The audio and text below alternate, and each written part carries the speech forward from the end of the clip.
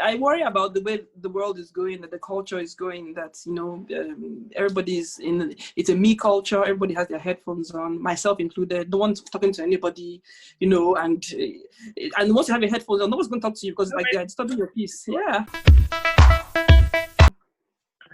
Hi guys, welcome back to my channel. My name is Laju and this is another episode of Learn with Laju.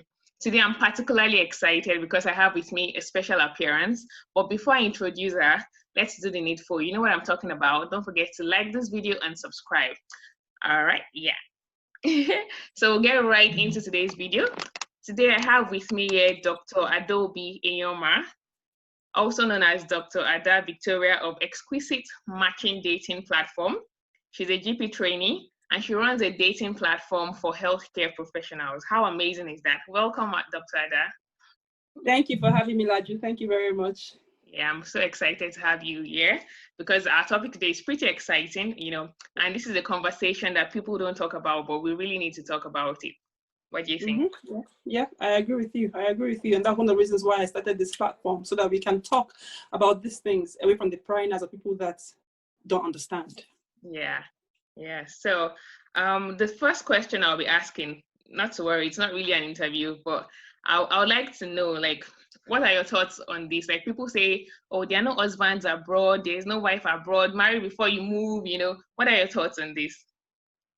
Oh, well, I would start by saying that one of the reasons why I started Exquisite Matches was because I saw that there was an apparent need for it. There was a gap, in the way that we have been thought about meeting people. Growing up, it's almost like you finish medical school, you just see one girl you like or one boy you like during house job, you just continue, you just marry, you have children. Before you wake up, you've had 3 kids, and you're in UK or US and life goes on. But things are changing because dating scene is changing. People's expectations are changing. People are realizing that you need to be more intentional in what you're doing. So sometimes people think that, okay, when I go abroad, I'll meet, by then things will be settled for me. This applies to both men and women. So I'm not talking particularly about any one gender. Yeah. And then they move abroad, and then, you know how it is when you move over here now. COS, you're chasing a rota, you're chasing a senior reg, you're chasing trop one, sometimes even second trop, and then you start deciding what career path you want to go down. In between, the winter will come, and then you start to miss home, and then you find out that the culture here, people are not as warm as they are back home in Nigeria. You're on the bus, and you can't make eye contact because everybody's heads are in their phone. So true. People, when you join these dating websites, it's almost as if either they want what they're looking, just want to experience the Black woman or just experience the Black man. So you're not even meeting people that are genuine. So to that effect, I would say that I think it's difficult wherever you are, It's difficult here, it's difficult back home. There are different challenges that each place will present, We can go to the challenges later on, but back to your question about finding how difficult it is finding a husband or a wife here in diaspora, I would say it's equal opportunity difficult. Yeah, you're very right about that. Like you said, we'll talk more about the reasons or the factors, but you mentioned some of the reality you faced, like interaction is not really as it is back home. I also think that maybe being in the minority, back in Africa or Nigeria, wherever you come from, like everybody looks like you, so you can easily, just find somebody that looks like you. But when you move abroad, like in the UK, you're in a minority group. And like you said, you go in the train or in the bus and everybody's just themselves. And I can't count how many times I've had cat calls, like back home where you're walking and somebody's... I know. You can walk on the road for... But yeah, it's termed harassment. Or even now, not just even here, even back home now, it's termed harassment, and rightfully so, because, it's sometimes it can go overboard. Yeah. All right, so that brings me to my second question or third question. So what are the factors responsible for, difficulty in dating when you move abroad? All right. First and foremost, I usually like to say it's the first world problem factor. The fact that, our life is, we just have a triangular life. From work, we go home, home, work, work, home. And our jobs tie us very much in that if you have any other extracurricular activity, you actually have to make out time for that. Yeah. You know, so number one is that, so when we now move over from Nigeria, we don't all, or for anywhere we are in the world, we don't always meet our own people. People like to find their own people because at least, you know, you guys speak the same language, eat the same foods, understand the same culture, understand the same things. So the number one thing I would say is the fact that when we all move here, and one of the first world problems is, you know, it's a work cycle. People you're working with are not people that you know, you're comfortable with, you're conversant with. And more times than none, it can be easy to find someone in your immediate workplace that you want to, you know, get to know and things like that. So that brings me to Nigerian communities. Many places you go to in the UK have Nigerian communities. Some have bigger Nigerian communities than others, but every town, well, most towns in this UK have one or two Nigerians that have come together, no matter how small, to form a community of their own. Mm-hmm. One of the good things about these communities is that when you go to such places, the meetings, the meetups and things like that, you find people like yourself. Yeah. But another problem with that is that, you know, in this UK, everybody has different reasons why they are here, you know. So there's another challenge to find meet people in your community is that, you know, you can just be unequally matched with someone that, you know, will just not, even though from my community, they won't get you as well, you know? Yeah. So that is one of the things that Exquisite Matches found out, and that is why we make our dating platform for professionals. You have to be working, you know, holding your own side of the things, and you're ready for a real relationship. So number one factor for me is the fact that, you know, there's not people in your immediate place of work, because you spend most of the time at work or home, and there's hardly people to meet there. Your own kind of people like me. Good. I worry about the way the world is going, that the culture is going, that, you know, everybody's it's a me culture. Everybody has their headphones on, myself included. No one's talking to anybody, you know, and once you have your headphones on, no one's going to talk to you because like they're disturbing your peace. Yeah. So I do worry about that. And then for sure, nobody can be making any calls while you're walking on the road because it's lawsuit straight up. So I do worry about the way the dating scene is going and the challenges it's going to present for people that are truly looking for the one. But I always believe that always a silver lining. So it's just to keep finding that silver lining. Right now, everything is going online. If you need to go online, go online. But please, one advice I'll give people that are going online to find dates is be extra careful. You know, before you go on date with someone, you have to vet them properly. You need to make sure that they are who they say they are. You can do this. You can stalk them on Instagram, Facebook, on LinkedIn. Oh yes, you need to do your due diligence before you go with somebody, my dear. Times are changing. So you need to do that due diligence. And I have friends that have met their husbands, their wives online. There are lots of success stories. Don't let what you hear in the media and everything deter you. But please do your due diligence. And yeah. All right. So the next thing I want to ask is, so how do you think? Well, you kind of answered it because you said that's the aim of your platform. Like, how do we bridge this gap apart from having just like an online platform? What else do you think people can do to bridge this gap? Well, when I started doing Exquisite Matches, I've been doing it for some time now, but this year I took it seriously, especially during the quarantine. And, you know, I had a lot more time to think, because I've been waiting for an opportunity to put this together, and the quarantine actually provided that opportunity. So I actually did get a certification in matchmaking. Believe it or not, there's such a thing like that. So I'm a certified matchmaker. So I'm not just doing it because I feel like doing it. You know, there's some things you need to know when you're matching people and things like that. So I do have a certificate to back that up. And one of the things I have realized is that people are still wary about anything online. Mm-hmm. Sometimes if you want to buy something online, you go to the online store and they tell you, put your credit card information here. You're like, I don't think I need that much. I'm good. I'll go to Amazon or somewhere. So people are still wary when they hear online. So that is why another thing I think that people can do to meet people in their community, this is pre-corona, because now with corona, everything has changed, is to put yourself, go to where your people are gathered if you want to end up with someone from your community.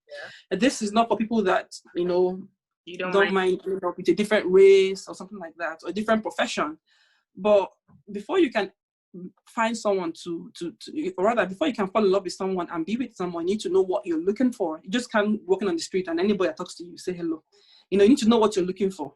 And then if you decide that you want to be with someone from your tribe and someone that is a professional, has a particular profession, you put yourself out there strategically. There are things. The Nigerian doctors in UK, they're always organizing programs where they have family vacation. People travel on vacations, things like that. They meet up in London once in a while. You go for such things. You have mixers that's where you can meet people as well. You go for such things.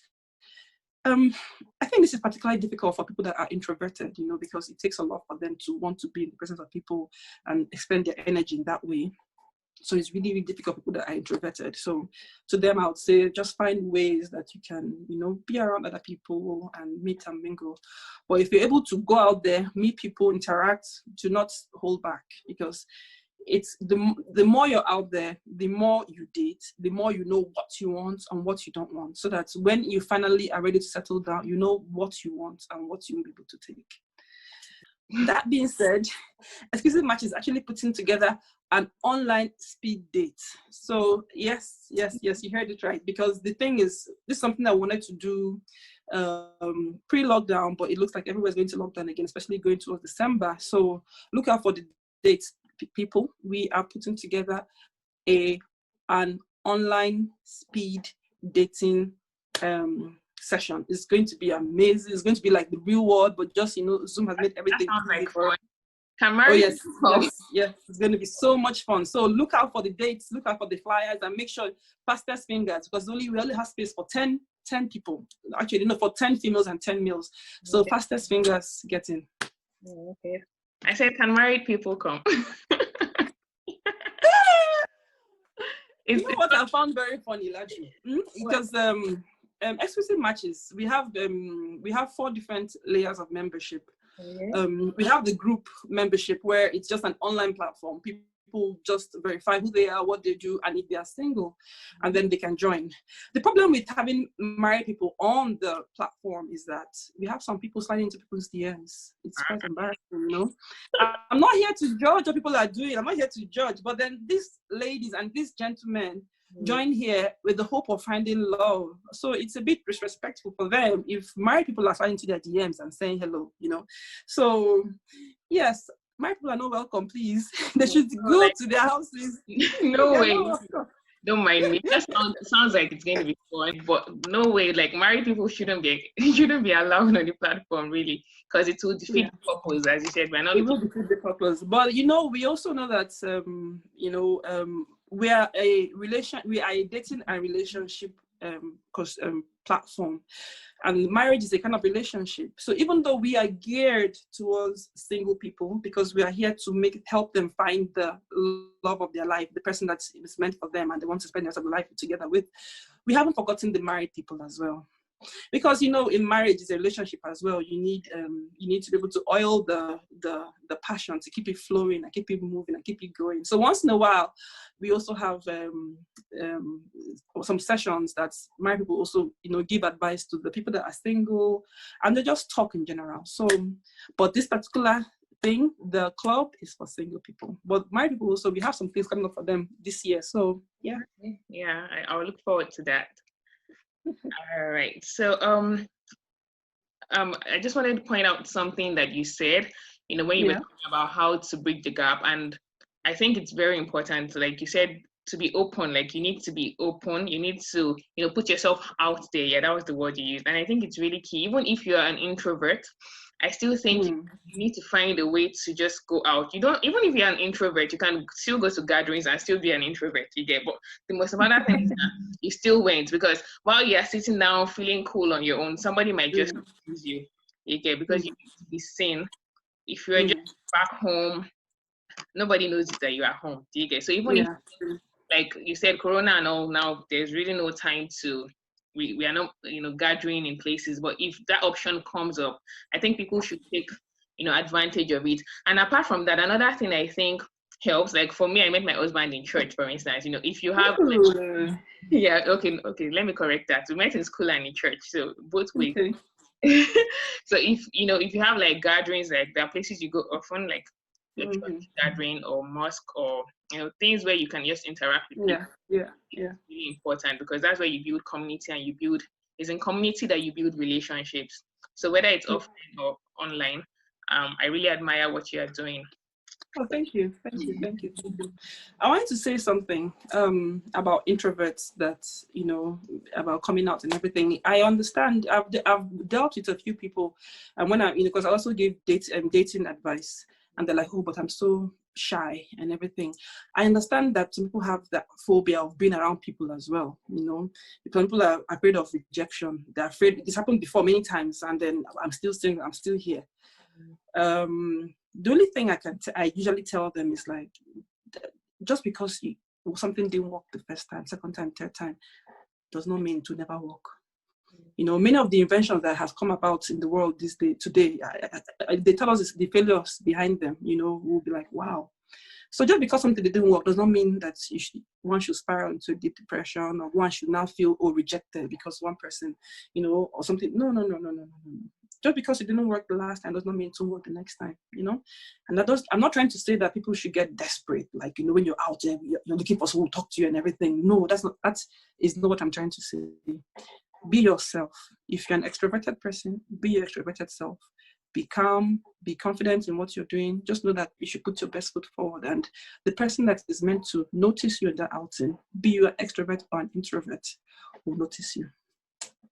Yeah. Thank you. That's very helpful. Since you started Exquisite Matches, like, what challenges have you faced, like, running the platform? Challenges. How many hours do we have? Well, I would say the biggest challenge is some people are a bit unrealistic in what they're looking for. Both men and women. It's not particular to any gender. Some ladies are looking for things that I don't understand if they don't understand that none of us is God. And some men, I think, haven't outgrown some childhood fantasies that they had when they were kids and are still expecting certain things, even though we're now older. So I would say the number one challenge is just trying to, I don't want to say change, but just to shift the minds of individuals as to what are more realistic goals. And when I say realistic goals, I'm not trying to say anyone should bring themselves down or bring their expectations down, anything. That's what I'm trying to say. But for me, you're looking for a 6-foot man, never been married, never had any children, what makes this amount of money and live some amount of place. I will put that out there and do my best. But the possibility of these things happening, is not very high, So usually what I do when I find people's expectations a little bit on the unrealistic side is I just challenge them to think about things differently. I'm like, okay, so what if you find this person? What if I'm able to find this guy right now? Because every client has a list of what they're looking for. Yeah. And a list of their deal breakers. And I said, okay, I find you this guy or this girl, she's a doctor, she's earning some amount of money, she lives in the UK, she has a Coke bottle body, she's light skinned, she makes a good cook and everything. And I tell you, but she doesn't believe that, she believes that everything in the house should be shared 50-50. And I'm like, and they're like, no, they can't take it. I'm like, that is what I'm trying to tell you, that you cannot have every single thing on this list. You have to be able to, to give room for some give and take, All right, yeah, I want to, must she be in the UK? Okay, even she's in the UK, must she have that Coke bottle body? Can she just have one? Must she have to have two? What are the adjustments we can make here so we can make it a more manageable expectations? That kind of thing. So I try to engage people when I think that, what we have in our database, because we have a database of all our clients, if it will be a very difficult match, and especially if it's not going to be something that will not be easy to do. So that, I'll say, is the number one challenge that I've come across when I'm doing this. That's interesting, because it's true, we all have expectations, like tall, dark, and handsome. And as you were talking, I was smiling because I actually remember back in school, I had a list of the things that my ideal man should have. And I look at my husband, and he doesn't have, like, in terms of the physical things, you know, detailed and so. But yeah, there were some things that were like, okay, non-negotiable in terms of faith and other things. But it wasn't like I had to compromise my list. You know, I'm just saying my own personal, should I experience. But I didn't compromise my list. But when it happened, it was more like, for us, it was more like, okay, it just happened. You know, and you know, sometimes when you're not looking for love and you find love, kind of thing. That was, and I know what you did. I was willing to, you know, make a little bit of compromise in terms of, okay, it's not tall, it's dark, it's handsome. So let's. I mean, you know, I support having the list though. I tell people that, look, have a list of what you're looking for. Does not mean you get it 100%, but there's some things that you know that are non-negotiables. Certain, what is important to you? Your faith, is it important to you? Write it down. Their upbringing, what do they think about? Oh, there's a very good book I'm going to recommend. I'm going to have him on my panel actually. Things to Know Before You Say I Do by Laju. You should have him on your show actually. That book is powerful. That book, anybody that's planning to get married needs to read that book. But then that is for towards marriage side, yeah. We're talking about before the dating side. Let's back up. So yeah, I think it's important to have a list though, because if you don't have the standard, you fall for anything. Oh, definitely. But I believe that list has to be realistic. You cannot create a human being, and even as you are, you have your own flaws. So what makes you think that the other person you're looking for has to be perfect? You know. So it has to be a realistic list. Like you said, yes, we all wanted tall, dark, and handsome. If you became short, dark, and handsome, would you say you don't want because of tall? Exactly. You know, he's a good person, takes care of you, attentive, you know, and just kind. Then because of tall, you will not, you know, you go for that. So a list is a must. I tell everyone a list is a must, but there must be ability to make some compromises here and there. Compromises that will not jeopardize your core beliefs, who you are, what you believe as in, you know, as a person. So yeah. So I have just one more question. What advice do you have for, you know, singles, African singles in the diaspora? Like, what is one key advice that you think you want to leave people with?